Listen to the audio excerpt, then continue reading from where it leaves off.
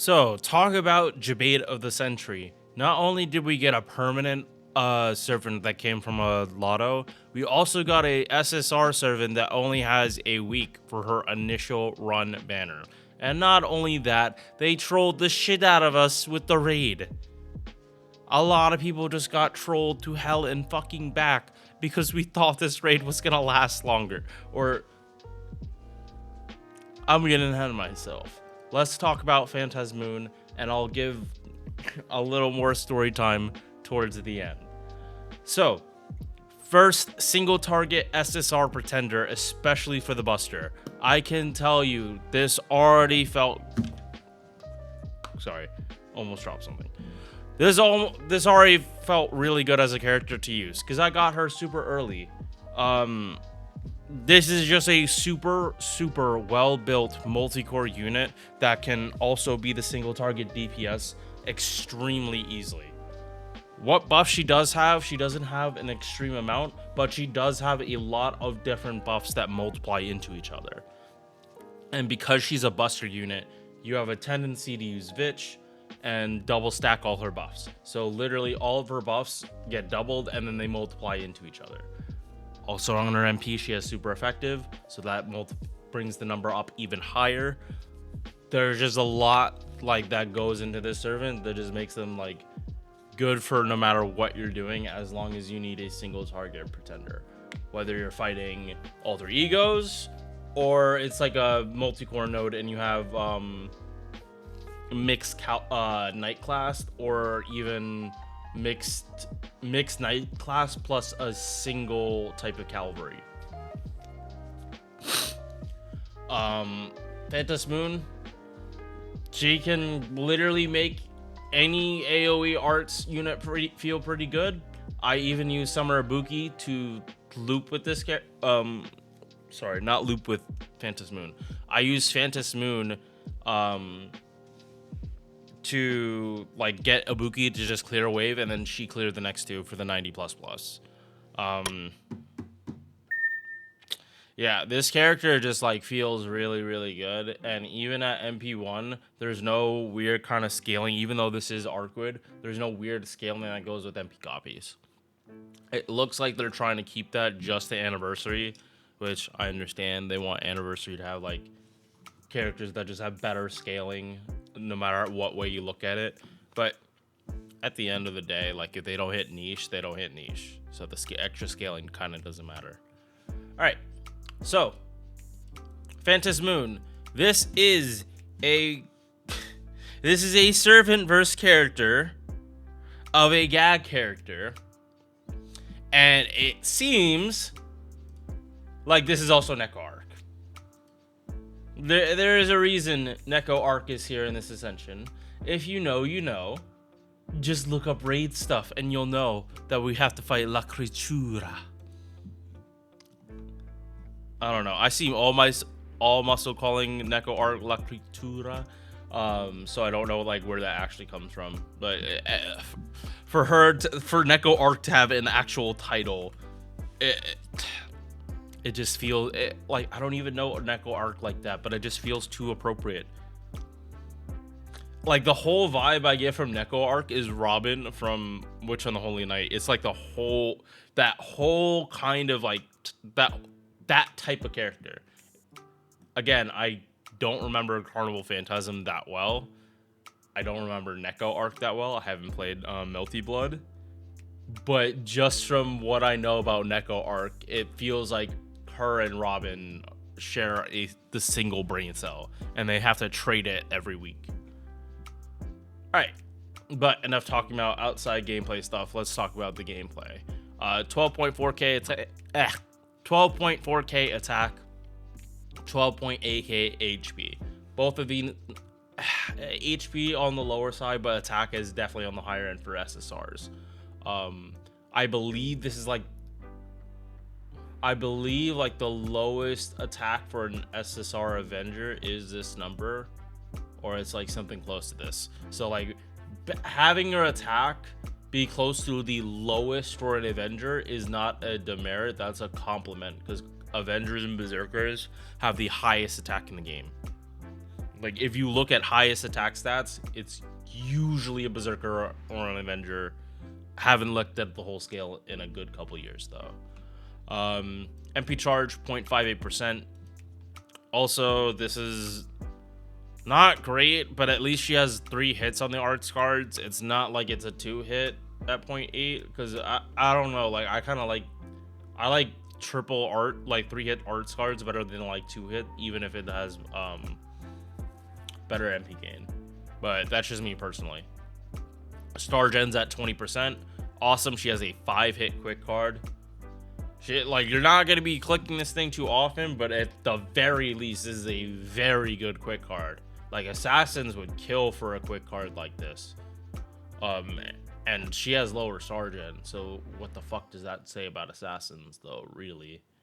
But yeah, 5-hit on quick, 3 hits on arts, 4-hit on buster, 5-hit extra attack. I was gonna save talking about Arcwood until after, but because this is only a 1-week event, I can't exactly wait to see if they add any extra traits. I don't think they're gonna do that, but yeah, levitating, space flightable, nothing you can really use. I mean, this is Lost Belt 7, but she needs past Lost Belt 7 Master Ascension, so you should not be waiting clear LB 7 for you to get Arcwood. Especially because Glock is a ruler, so in those fights, pretty sure. But in terms of bond points, she is lawful good, so you can use that CE to get her up quicker. But currently there is a raid going on, and if you just kill shit a whole bunch of times, you won't have to worry about bond points. Just a little food for thought. If you kill shit in a raid a lot, you don't have to worry about bond point farming. They already got the bond points, right? And also, speaking of that raid, if you have not done it yet, try to do it. I know yesterday there was a huge scare of like that thing dying in the first 4 hours. Knew that thing got extended another 30 million and lasted another 12, I think. Another raid came out today with a worse gold mat, but it has a ticket apparently. So even though I did a lot of raiding yesterday, I'm gonna check that out today. Yeah, let's move on to skills. So if you guys tuned into the stream yesterday, I wasn't streaming on my main too often, but I did do a good couple runs showing off like Arcwood and just double bitch and using Atlas. And basically I was just shotgunning the shit out of Arcwood skills. What that means is if I had a Brave Chain, I would be popping every single Vitch battery and Atlas and just double pop all of Arcwood stuff and just go for the one shot. And my Arcwood is MP1 as well and only level 90. And I promise you, yesterday she was easily able to one-shot the raid. You just needed a Brave Chain with a Buster Guard. So yeah, enough anecdotes. First skill, 30% battery for the party, MP damage 20%, and overcharge the party's MP. Overcharge 1 stage for 1 time, 3 turns. Why is 30% important? Because it means that even if a servant doesn't have a battery, as long as they have mana loading, you can get them to 50. And that get them to 50 is important for like any lotto you can think of, or even just events in general when you're talking about farming, because a lot of the time, especially recently, pretty much every event CE is 50% starting charge. So if your character is able to start from 50 and MP that turn, awesome. If they can't, that's usually an issue that you have to work out with your party comp, but it usually just means you have to go through a lot more work. Her having just this blanket 30, no conditions to it is just awesome. There aren't that many characters that can actually do it. One of the best characters she actually synergizes with is Tezcatlipoca, and he has that, but he also has like what I'm trying to say is basically like if you use Tezcatlipoca and Arcwood and both of them have mana loading unlocked, both of them can get to their MPs just through each other. That's how crazy their charge situation actually is for each other. They do not need supports to start from 0 to start farming. They literally just work well together, and it is a great synergy. I didn't get, like, I used Tez in the last lotto. I didn't use him for the raid because it's just a single target, but I might have to look. If I don't finish clearing the shop with the raid, I might do it in 90++ and see how Tez feels for that node. Moving on. But yeah, TLDR, this is great for multi-core. Like, you literally could not ask for more because it's charge and MP damage. If you need MP damage, you also need charge to get to the MP, and then you also make it so your MP gets overcharged. Like, you could literally not ask for a better charge skill for multi-core without getting crazy. And I know the 7-turn cooldown probably spooks a lot of people, but because of a Pen 5, this is actually a 6-turn, so that's why I was talking about shotgunning the raid, where I'm just one-shotting it. It's because I'm actually able to double stack it. The main issue though is at MP1, if you try double shotgunning, you just waste a whole bunch of charge, but that really only matters if you're talking about overcharge. Like, if you kill the boss, you kill the boss. It doesn't matter how much extra charge you have. It's just like 2 more seconds per button press. So, I mean, that depends on you and what you value per raid. But when we have like 13 hours and not hyperbole, I can get runs upwards of like 50+. Not that hard if I'm pretty much one-shotting it. Yeah, like, speed per run kind of doesn't matter if I'm still able to get like well over 50, 100 runs in a day. All right, moving on. 30% arts, 30% buster, changes her extra attack to AoE, extra attack card buff of for 3 turns, and a 20% battery. So yeah, 50% in her own kit. That's what I was talking about when I meant like Tez, Kalipoka, and Arquid. It was not because Tez had like a 50 for the party. It's because Arquid had another 20. Tez's battery is 50 for himself and then 30 AoE. But yeah, Arquid has 50% in her own kit, 20 for mana loading, so she herself only needs 30 outside charge. And because it's split, you can choose when you need charge at certain times. Again, this works really well with Tez Kalipoka, because whoever is MPing first, you don't have to worry about wasting charge on them, because yeah, you don't have to worry about wasting charge on them. In general, you shouldn't try to MP with both of them in the same turn, but if you have to, you have to.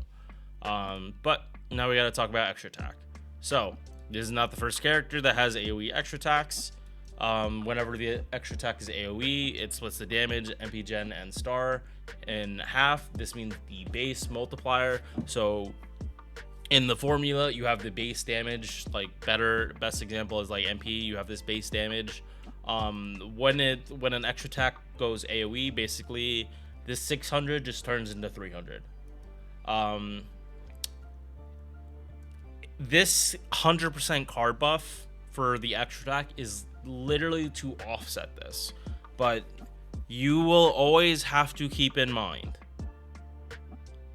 that because the base damage for it is lower, the ceiling for how much damage this actually can do is it can only go so high. This is a big reason why getting, especially in Honkai, extra scaling on your skills is so important, because that is the one part of the skill that is the one part of the character that can never get higher no matter what you do, except by summoning, which is the same in this game. Like, the only way you can actually get this number higher is if you spend money, and not everyone has the money to be going for like a lot of extra copies for units. Unfortunately, this is something you cannot mitigate as AoE. Like, you cannot change the multiplier and get this back to normal while keeping it AoE. However, In terms of star gen and MP damage, MP gain, you are now hitting 3 enemies while still having the same gain and star gen that you would have had if it was single target. So technically speaking, as long as you always hit people AoE, you get triple. But I can promise you that is not how it works in practice. Because of how AoE extra attack works, it counts as basically someone else taking an action. So say you do MP card and get a Brave Chain. If you kill the enemy, you move on. That enemy goes away and then you do your extra attack. So a big issue is that if you actually kill someone while, and like this is the same thing as like killing something before you pop an AoE MP, it's essentially the same concept. At the very least, if you leave 2 enemies alive, you do get more gain than just having a normal extra attack. But that does get fairly annoying. Trying to bank on this extra attack to like always kill all the time, yeah, don't do that. Don't do that if Arcwood's only level 90. At 120, you can get away with it much better because your base attack is so much higher, and that will multiply with the low modifier. But yeah, like if you can get away with farming like that, awesome. Just know you cannot get away with that all the time. It is not gonna work, and especially because she's either hitting people 1.5 or 0.5, and then she's neutral for like extra class. You just have to be super aware of the node if you're trying to just farm with extra class farming. Like I know, because like CL and Arcwood are like rivals and all that shit, heroines from the same game. Do not try to do farming like you would CL with Arcwood, because you are going to be disappointed. You are going to be very disappointed if your extra attack does not kill. CL does that whole strat just so much better because she can lock down cards and guaranteed a Buster Brave Chain for the last enemy standing, like a Buster crit and a Buster Brave Chain extra attack. That, like, she at the very least can guarantee that at least once per run. Arcwood cannot do that. She needs her teammates. Oof. I'm talking a lot about this character, but it is from using her for literal hours in a raid at pretty much max potential, because I actually got her a pen lock just simply for how much I was doing the raid. Yeah. So this. Okay. I cannot understate how good this skill feels when you double stack it with Vitch. On the times I do not kill the raid boss because of carding, this made it so if I used all of Vitch's star bombs in turn 1, like say, and this is a realistic thing that you would do if the enemy is a human raid boss or an attribute raid boss, you would definitely be popping Vitch's power mods to squeak out like an extra 100% power mod. Like, that makes so much sense. But the issue with that, with Buster especially, is most Buster units have problems getting stars for the next turn. Especially if you use Arjuna Alter, his biggest weakness is if you do not have star bombs, he's not critting. I cannot understate how much of a weakness that is for a Buster crit servant, that he struggles to be able to crit. If he get like bad carding and he's fucked. That is never going to happen with Arcwood. This skill, double stack, is so fucking cracked, it's not even funny. So 15 star bomb, star weight 5,000%, lasts for 3 turns. Star gen, 15 stars per turn for 3 turns. 20% attack for the party, 30% MP damage. This is so fucking loaded. And then when you double stack it, it's 10,000% star weight for, I guess, 2 turns, unless you're double stacking in 1 turn. 30 stars per turn before you do anything else. And also again, if you don't shotgun this and you pop this on different turns, you get another star bomb. So not only do you now get 30 stars per turn, you also got 15 stars that turn, regardless of whatever stars you gen last turn.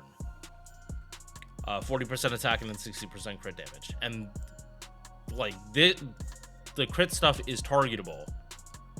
These two are targetable. So even if Arcwood is not your main DPS, you can still give it to your main DPS. And if you happen to also be double stacking Arcwood for some reason, you can pop it on Arcwood. And both of them get the attack buff. Both of them get the crit damage. The only problem is the star weight. Having 5,000% on two different characters, definitely not going to be great, but also you are flooding the field with so many stars.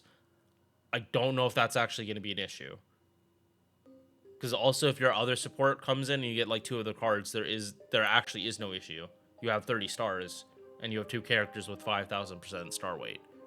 They are getting those stars. Especially Arcwood, because she's not a Berserker with Berserker star weight. She has like normal star weight. Her getting this 5,000 is a little bit overkill, not gonna lie. And she is gonna beat out any Berserker if she gives this to. And she gives it to herself. She will beat them out. But at the very least, your Berserkers are fine and taking the stars from your supports, and that's honestly what you care about. So again, for a single core, this just felt really good in the raid. For a multi-core, again, like if you need to put star weight, you put star weight. This is still, the damage is still AoE no matter what. It's just like you're giving more crit potential to your other DPS. Not a bad thing. Not a bad thing. If they don't normally crit, now they crit.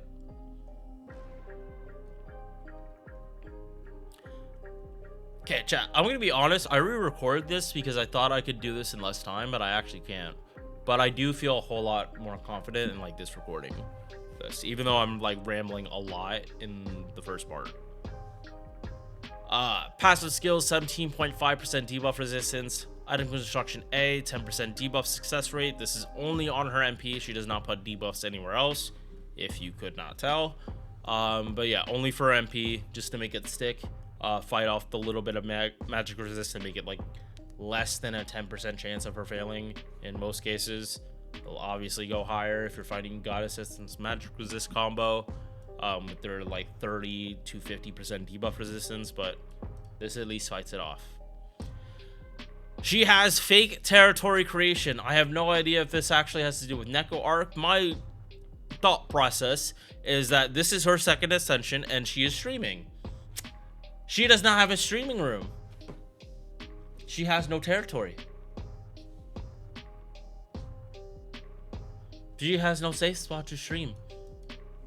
So thus she has no territory creation. Independent action A, 10% crit damage. And of course she gets a rainbow card buff in her passives because it's Arcwood. But unlike OG, this one is... You don't need to wait to pop her MP. This can activate immediately. And if not, you just use the new permanent character that came out to make it darkness anyway.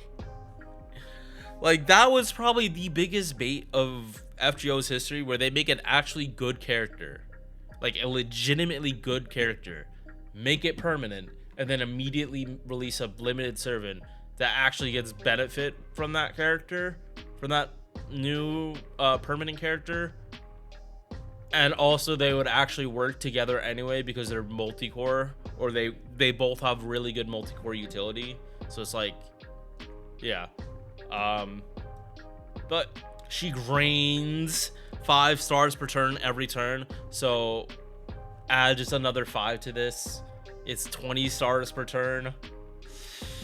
Oh, and that's before any kind of carding. That is before any kind of carding. Like, this, she did not need to have this, but this is just very nice to have. And just having a card buff like on demand, this affects the MP, and all you have to do is look outside and check if it's dark out. I can't check right now because I have blackout curtains, but it does not look like the sun is out, so Arc would get a bonus right now. Okay, so let's talk about Appends. She has a lot of extra attack up. Argwid for me just like fully confirmed it that like extra attack was a card buff. I kind of already knew it, but I wanted to be 100% sure about it because testing gains of an extra attack, not exactly the easiest thing because it especially if you have this unlocked. It's just like content creators will always say, oh yeah, extra attack is not just damage, it's also MP gain and Sargen. The reason we don't say it's a extra attack card buff is because there was no card buff out to buff extra attack really before this year. It was only extra attack finesse, and most characters didn't even need it. Now this year we got a whole lot more characters that actually utilize extra attack for more than just cleaning up brave chains. Like they actually use it in their farming. This is going to matter more depending on the character.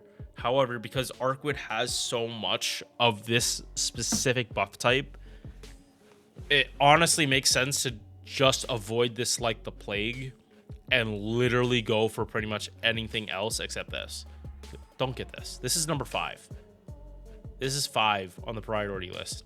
I honestly would... It depends on the team. But if my only support is Vitch, I'm probably going to pick this over picking this. I will take the extra crit damage for Arcwood to have by herself, then give her 200% extra attack when she's not even solo. Like, yes, Arcwood has this extra attack. Unless you're doing some BBCL shit, you cannot plan about having your extra attack every turn. You cannot do that, which is why she is built for multi-core. Because the devs already knew, like, her relying on her extra attack with her current kit is not a good enough gimmick. Like, yes, she can do it 2 times in normal farming if you have good carding. But again, you cannot rely on that to do farming like consistently. Mana loading just gives you ease of use for multi-core. This is for single core. So that is the difference. And because we can swap, again, whatever you're doing, you can change. So skill reloading turns this cooldown from 7 to 6. Wrong one. 7 to 6, which is exactly what Buster wants to do double Vitch Oberon farming. Are you going to be using Oberon with her in farming? Probably not.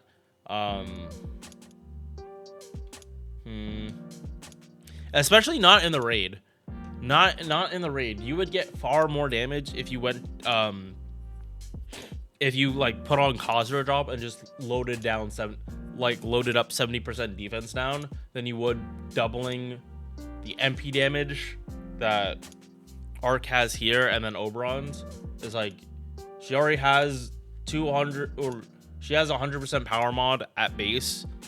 The raid itself gives you another 200% power mod if you MLB the CE.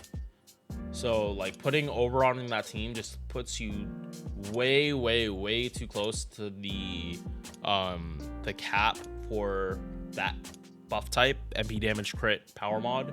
You just get way too close to 500. Whereas putting defense down is a new buff type that Arcwood does not have, Vitch does not have. So you just get way more out of adding and again, I'm just speaking about a raid right now. I'm not talking about normal farming. I'm not even talking about normal multi-core. In the raid right now, you really should be avoiding Oberon if you can help it, and just load up on defense down. And if you are shooting off 2 single target MPs, you probably are going to kill in that turn. Especially if you're using Arcwood in the raid. Like, you honestly should have no problems in this raid if you have her, even at MP1. Alright, so let's try to finish this up relatively quick. We're already at the half-hour mark, but I'm honestly fine with this recording. 5-hit single target MP. MP steals them. Gives her extra attack 50% for 1 turn. Obviously, this is only going to happen once in the turn. And you might not even get an extra attack, but it's nice that she just has this. This is extra attack finesse. This is a pen 1. She just gets that for free on her MP. So again, you really should be trying to avoid this. And again, if you do not have second skill up, extra attack does not have the emphasis that it has. So this really doesn't matter that much. Truly go for these two first, or just leave these two unlocked, and if you need this, put it on. But this should not be a pen you have on all the time. Overcharge, super effective against evil alignment, and notice it is not, the scaling is not with the MP copy like OG. It's down here, 150% to 200%, so 1.5 damage to 2 times. MP 20 for herself, and if you're fighting with living humans, another 20%. This is the reason I said she has very good synergy with Tezcatlipoca, because he is on this list, and that also means, sorry, it does not mean that Arkwid is going to get buffed by BB Dubai, even though she is buffing living humans. Just like Arkwid, she is not a living human. If you ever think Arkwid could be a living human, you clearly do not know Fate. You really, really don't understand Fate if you would ever think Arkwid is a living human. Sorry, not even Fate, Type Moon. Sorry, yeah. You do not understand Type Moon if you would ever think Arkwid would be counting as a living human.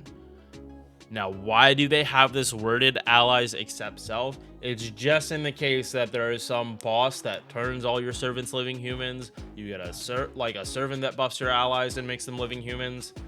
That's what that's for, so that they don't just give Arkwid an actual 40% battery on her MP for literal free, if it ever could happen. I'm not saying it's going to, but they want to have this in place in case it does, because they don't like revisiting old MPs if they're not buffing it. Any servant that has like a bad issue with their MP, like certain overcharges don't happen first, yeah, they're not going to go back and fix it to make you happy. They're either going to buff it or just deal with it. Mats the level for final ascension, you need mats that are beyond Lost Belt 7. So again, if you wanted to wait to clear Lost Belt 7 for Arkwid, you are going to be disappointed, because now you have to use a level 80 character against a Lost Belt 7 boss. Good luck with that. A level 85 star character that doesn't have max ascension before you do a Lost Belt 7 boss. Once again, good luck with that. I truly wish you luck, because I know that it's going to be miserable. In addition to Ascension, this is an OC3 mat. So unless you clear OC3, you are not going to even be able to max out the skills unless you're using pure prisms. Penned. It's not up here. In my other recording, I do remember that her pen mats were not good. Like, really, yeah, she needed gold, and then she needs like her 6 through 9 is literally post Lost Belt 7 materials, right? Or is this Lost Belt 7? Right? No. This is OC1. That's OC1. I know that for a fact. Yeah, that is OC1. So again, yeah. So OC1, OC3, OC2. If you are not past Lost World 7, like, you shouldn't even be worrying about Arkwid. You are going to burn through way too many of your pure prisms for it to even be worth it. When you're early in the game, you really should only be using your pure prisms to just get the little hurdle you're at. Just avoid it. Not like full out maxing a character like the day you get it if you do not have any of the mats. You do not have infinite pure prisms, and I can promise you, if you try to level servants solely off pure prisms, you're only gonna get 1 or 2 servants off, like, doing that max. You are not gonna have pure prisms to be able to do that for multiple characters. Now, for like 1 skill, you spend like 100 pure prisms for it. I don't see a problem with that. As long as 1 skill for a character and you do that only once in a while, there are ways you can just build it up by sending other characters, or they just give it to us. So yeah, TLDR, just be careful with your pure prisms. Don't just spend them just to ascend a character if you can help it. Last thing, 30% MB damage and another 100% 100% hard buff for her extra attack. Plays into her very well. Again, if this was a passive, then you really do not need this. Again, like, this would be the biggest case of like, do not get an append skill, because if this becomes a passive, like, there is literally no point. And yeah, this is Phantasmoon Arcwid. Original recording was shorter, but I don't think I really had as much experience as I have with Arcwid now, even compared to yesterday. I used her a shit ton in the raid, and yeah. So there's not much time before her banner goes away. However, she is going to be on the GSSR because she came out this year. That is why it was super important for this event, even if it was only a week, to happen this year. It means that if you did not get her on the banner, you can pull her on the GSSR. If they waited on this, which I know like people were not happy with Christmas Lotto, all that maintenance. If they delayed the event, Arcwid could not be in the GSSR because her banner would still be up. And if you know how the GSSRs work, pretty much all, like, if there was a new, like, banners end, and this works for NA too. Before the GSSR, whatever is before it has to come out, and the banner for it has to end before the GSSR. This is how it was for Melisande, I believe. And yeah, it's definitely how Phantasmoon is going to be. So if you're a fan of Tsukihime, you're a fan of the Servant Verse, because again, this is a Servant Verse version of a gag character, and then there's also Neko arc, so keep wrapping your head around that. But yeah, this is just a super solid servant. If you hate not having like a good counter to alter egos, here you go. If you have not done OC1, here you go. Here is a single target pretender that is going to nuke alter egos. I don't remember them being that many alter egos in OC1, but it has definitely been a minute, and that is the alter ego OC.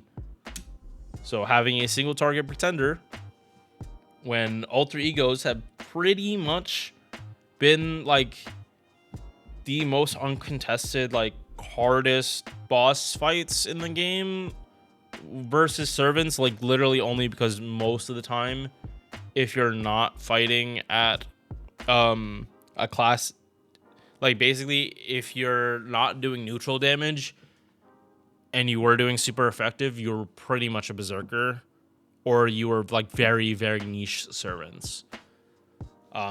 We needed a single target pretender. Very nice that the first one is Buster. That's an SSR. I am hoping for Quick though, because just Quick single target, they can get away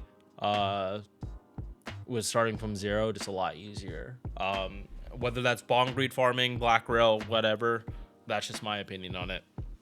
All right, this video, again, one of my longer ones. Hope you enjoy. Peace. Thank you for making it to the end of this video. If you enjoyed, drop a like or sub. Hope to see you in the next one. Peace.